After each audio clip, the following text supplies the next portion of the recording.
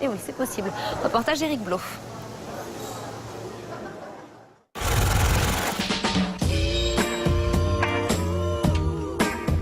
Fini la corvée du courrier. Chaque matin pour Corinne, c'est devenu un véritable plaisir grâce à sa boîte aux lettres personnalisée.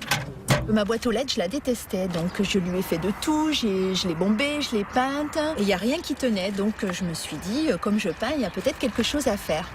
Et j'ai eu l'idée du sticker. Je vous emmène dans mon atelier ? Corinne a fait de sa passion son métier. C'est ici qu'elle crée les décors qui ornent ses autocollants. Des peintures imaginées en fonction des façades de boîtes aux lettres. Il faut que je tienne compte du fait qu'il y aura l'ouverture en haut du décor. Donc à ce moment-là, je fais soit du feuillage, un ciel, et après ma composition, je la concentre essentiellement sur le bas de l'image, histoire que les vaches ou les personnages ne se retrouvent pas avec la tête coupée.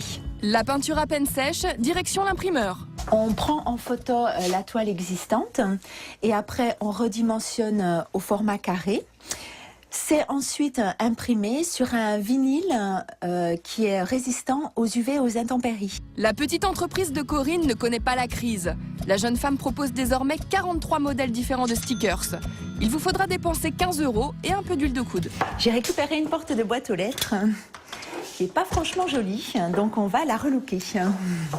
On va dégraisser, nettoyer à l'alcool à brûler. On va prendre les dimensions. Donc là, on a 27,6.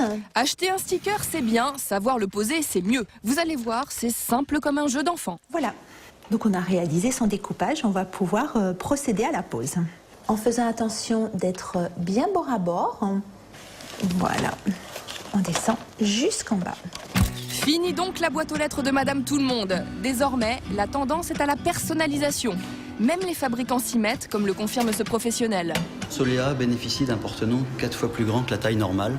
Cela permet de mettre le nom de tous les membres de la famille, le numéro et le nom de la rue, de mettre la mention pub, oui ou non merci, éventuellement de personnaliser par une photo. En plus d'être personnalisable, cette boîte aux lettres est écolo. Plus légère, conçue avec moins de matériaux, sa fabrication requiert 60% d'énergie en moins, ce qui ne l'empêche pas d'être high-tech. Cet éclairage est alimenté par une cellule photovoltaïque située sur le pied de la boîte aux lettres. 250 €, c'est le prix de la modernité. À l'inverse de la haute technologie, d'autres fabricants misent sur la tendance vintage. Exemple avec ces boîtes aux lettres débarquées des États-Unis, les plus lookées du marché. C'est une boîte aux lettres qui est en aluminium, en coloris standard. Comme on peut le voir à l'intérieur, c'est complètement vide, il n'y a pas de porte qui ferme à clé, du fait qu'aux États-Unis, il n'est pas pour principe de fermer les boîtes aux lettres à clé. Pour eux, le principe, c'est pas de voler le courrier.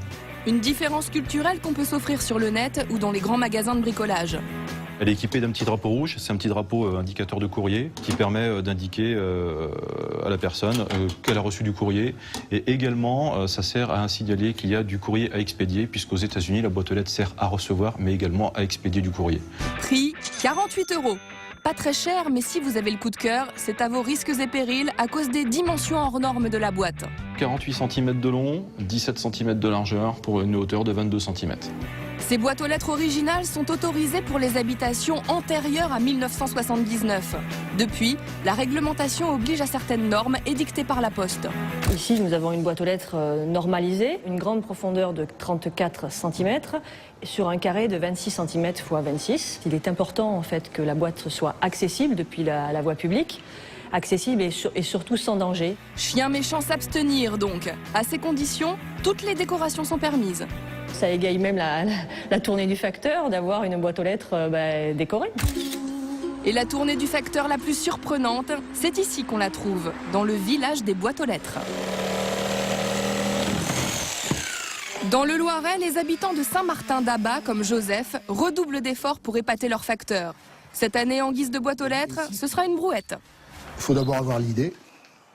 Une fois qu'on a l'idée, il faut la mettre sur papier, dessiner, prendre du contreplaqué d'extérieur, et puis voilà, c'est parti. Dernière touche. Et maintenant, on va aller la poser. Joseph le sait, il a de la concurrence dans le village. 200 boîtes aux lettres ont été personnalisées. Une surenchère de créativité. Impeccable. C'est mon bon profil, je me souviens plus. Nicole, la webmaster du village des boîtes aux lettres, envoie de toutes les couleurs. Ma folie, mon envie, ma lubie, mon utile. Quand nous sommes arrivés ici, on a trouvé que le village était un petit peu silencieux, avec pas beaucoup d'animation culturelle, on va dire. Et on a réfléchi, qu'est-ce que possédait tout le monde dans un village comme ça? C'est une boîte aux lettres. Et donc on s'est dit, il y en a déjà quelques-uns qui ont personnalisé leur boîte aux lettres. Peut-être que ça serait une bonne chose de leur proposer de personnaliser. À Saint-Martin-d'Abat, on n'a peut-être pas de pétrole, mais de l'imagination à revendre. Les habitants créent même des boîtes aux lettres à leur image, comme Elisabeth, fan de country. Les bottes, le chapeau, tout y est. Des boîtes aux lettres plus excentriques les unes que les autres. Et des propriétaires qui partagent une bonne dose d'humour et d'autodérision, à l'exemple de Joël. Alors une souris parce que je m'appelle Joël la souris. Et en pompier? Et en pompier parce que j'ai été 43 ans pompier, c'est mon métier.